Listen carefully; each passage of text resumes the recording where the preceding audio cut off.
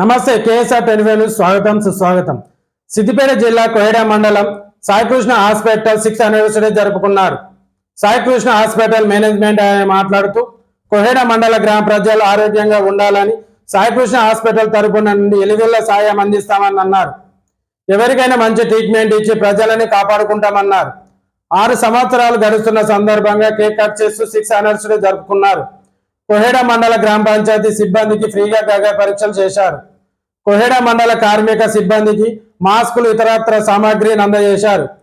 ఈ కార్యక్రమంలో doctor CH Dayakar, ఆసుపత్రి మేనేజ్మెంట్, ఆసుపత్రి సిబ్బంది పాల్గొన్నారు.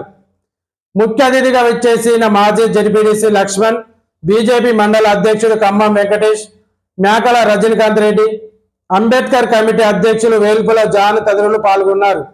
చూస్తూనే ఉండండి మరిన్ని అప్డేట్ కోసం కేఎస్ఆర్ 24 న్యూస్.